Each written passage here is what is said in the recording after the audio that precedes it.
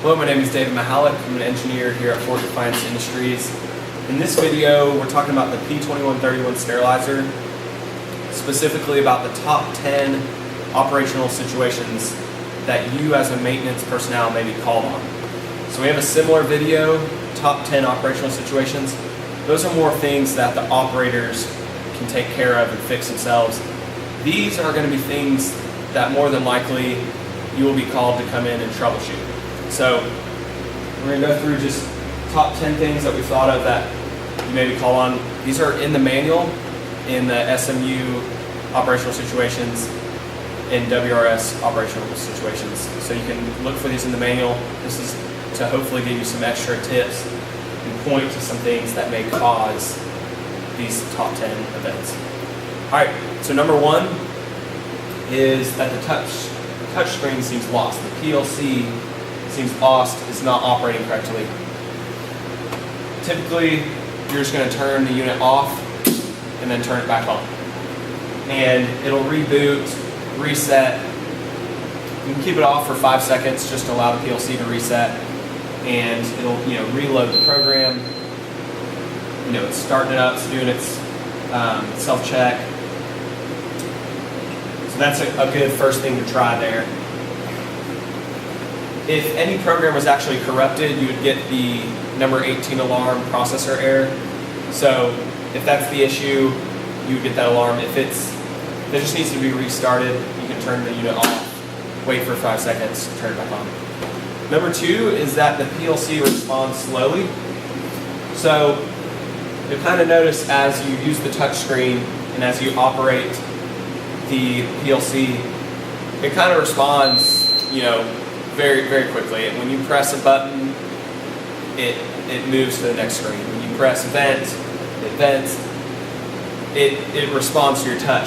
If it's taking a long time for the next screen to load, say when you press sterilizer cycles, if you press that and it takes a long time to load the next screen, more than likely what happens is there's this screen update time setting that can be lost if the battery gets low or runs out. So there's an internal battery. If it runs out or gets low, that's an internal setting that's stored on the internal memory, and that will get lost if that battery gets low. So what you're going to have to do is you're going to have to follow the battery replacement procedure to replace the battery. And in that procedure, it tells you how to change that screen update chime so you can get the PLC back to operating fast. Alright, so number three operational situation is that the jacket's filling slowly. So if you come over here, as you're filling the jacket, and we kind of have this pulled out and set up a little differently so we can see the water recovery system a little better. If you're pressing the toggle switch to activate the pump to fill up the jacket through this blue tagged hose, that's happening slower than normal. Something that could be happening is your pump could be malfunctioning or loose. These 4 bolts right here, if those get loose, the pump can't generate as much pressure as normal. And since there's 30 psi in the jacket, the pump has to put out more than 30 psi. Typically puts out about 60.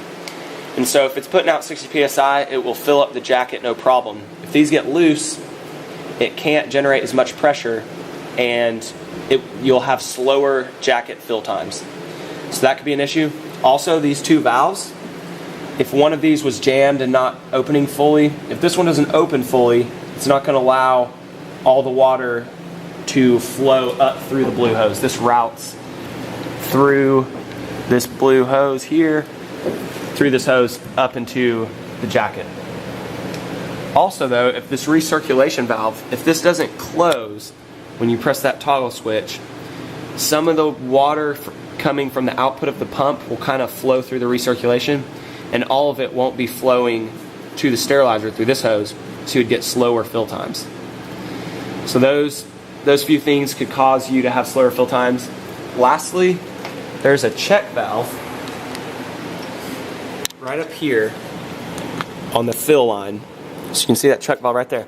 That check valve was right there. If it was clogged or something was happening to where it was preventing its normal flow, then you would have to pull apart this check valve. You can check it for blockages and stuff, but that could also give you slow fill times.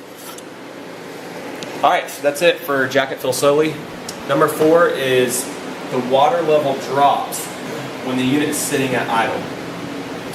So if this thing's up at pressure, the water level should stay the same no matter what.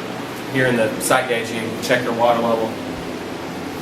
If the water level is dropping, then this same check valve that we just looked at right here, that's attached to the jacket where the water is sitting.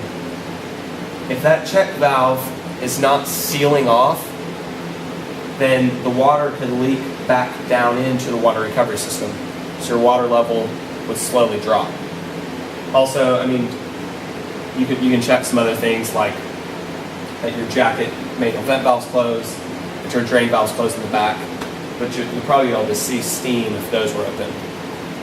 This check valve back here would be a little harder to see because water would be leaking back to the water recovery system, and it would be hard to see it through the hoses. Number 5 is the SMU is using more water than normal.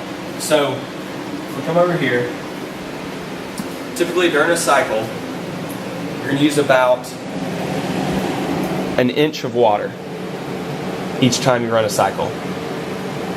If the operator comes to you as the maintenance technician and says, hey, I'm using like half my water for each cycle, then what could be happening is your steam trap could be malfunctioning, and it could be letting a lot of the steam in the chamber leak through into the water recovery system, so you're losing more steam, more water than normal. So really anything on that line, that condensate line, if it's malfunctioning, you could be losing more water than normal. Also, your chamber vent valve could be cracked and you could be leaking a little steam and water out here.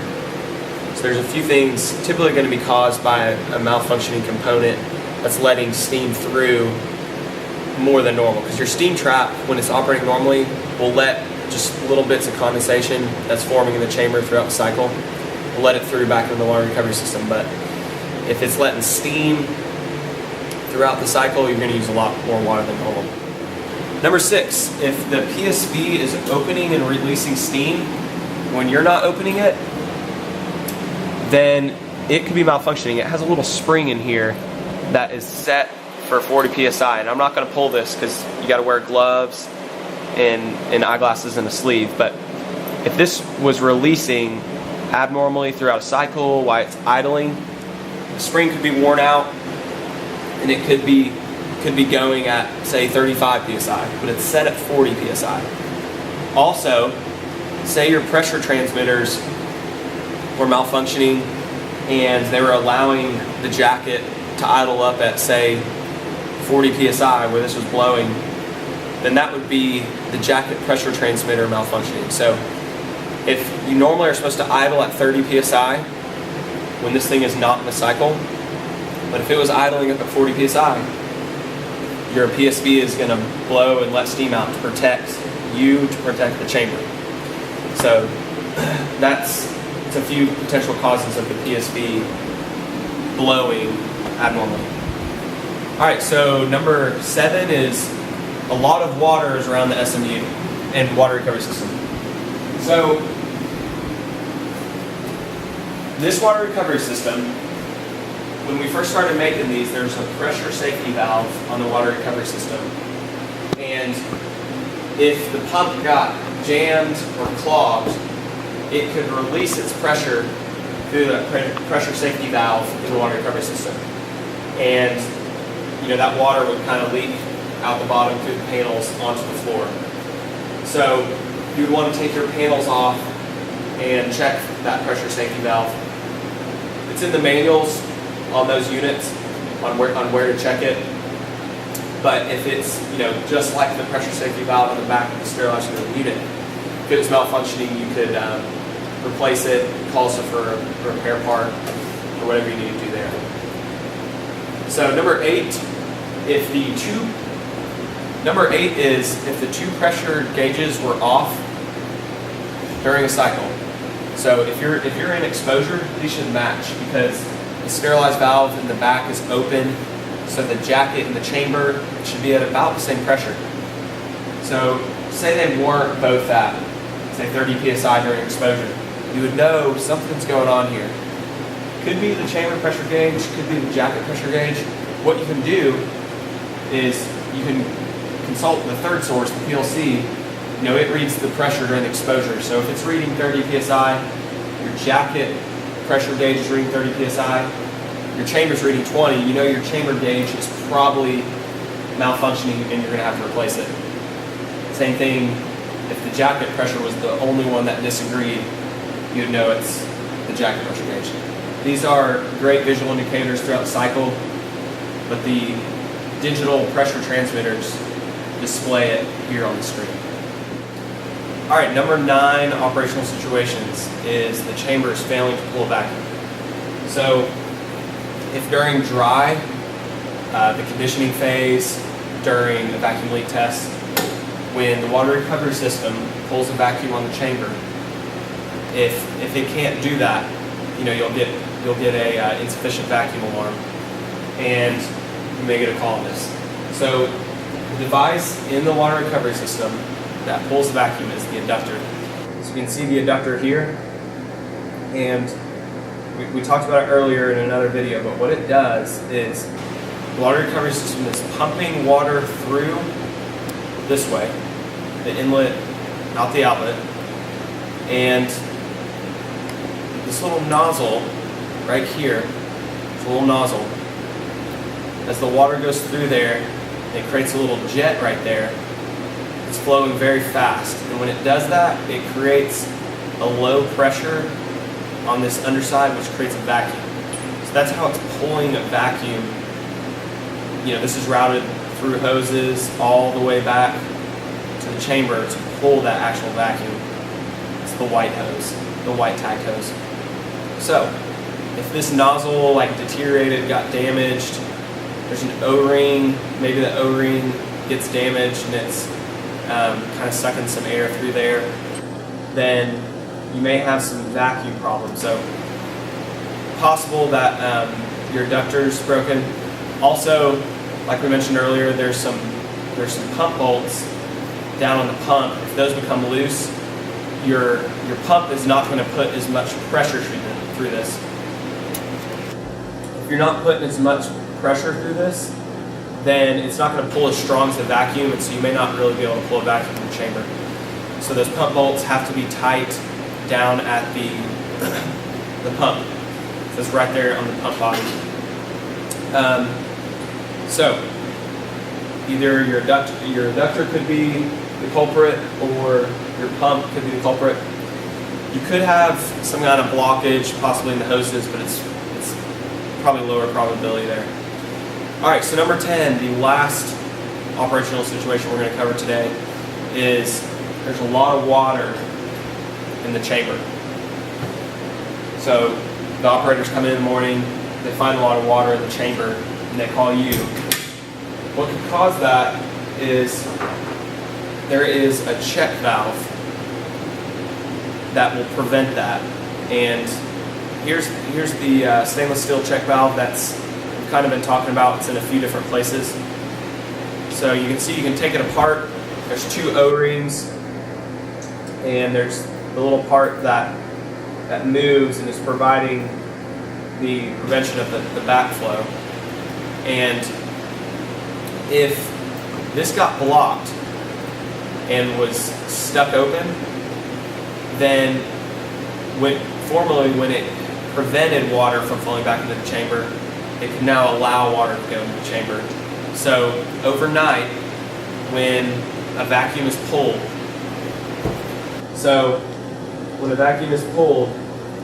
in the chamber, say you have this closed, vacuum pulls in the chamber, it could suck water through this condensate hose, which is connected down to the water tank. So if a vacuum is formed in the chamber, it can pull water through this check valve, which is right here. So if this check valve malfunctions, it can pull water through into the chamber. So the first thing you're going to check, if this ever happens, this check valve right here, as if you're pulling water through this hose. So that's it for the top 10 operational situations that you may be called on as a maintenance tech. If you have any questions, you can call us. You can send us an email at fortdefianceind.com or text support at fortdefianceind.com. But again, feel free to give us a call, reference the technical manual. We'd love to help you out and try to get your problem solved. Thanks.